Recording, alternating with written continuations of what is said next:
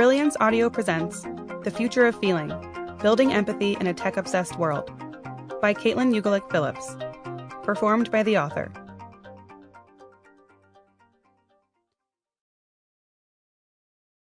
Author's Note.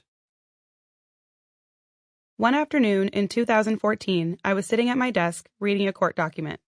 I worked at a legal news website in a stylish open office in Manhattan. Even our cubicles were hip, made of tall, high-quality frosted plastic instead of fabric-covered panels. I loved my job. Every legal document told a story, and my task was to clear away the jargon and make those narratives shine. But I was also a millennial, cooped up in an office 8 hours a day with unlimited internet access. So I sometimes took advantage of those high cubicle walls and logged into Facebook.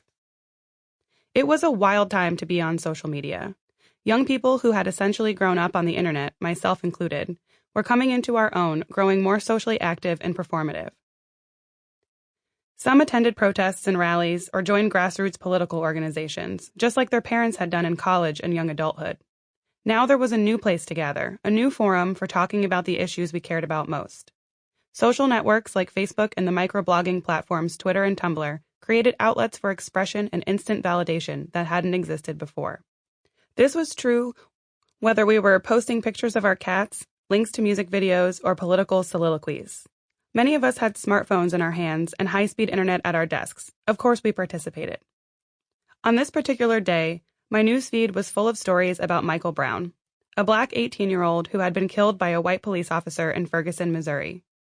The story had been gaining momentum for more than a week as confusion mounted over what had actually happened. Had Brown stolen something from a convenience store? Had he charged at the police officer, or had he put his hands up in surrender? How many shots had been fired? Which one killed Brown?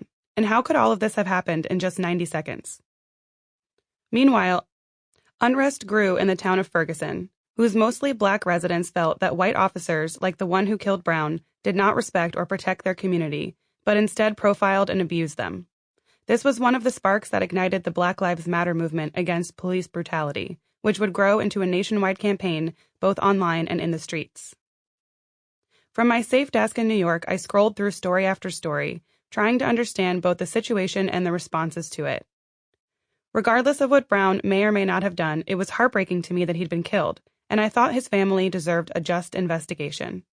I didn't expect this to be an unpopular opinion when I posted it to Facebook, where so many of my friends were talking about the same thing. But then came the comments. My heart sped up as I read words from mostly white. Sample complete. Ready to continue?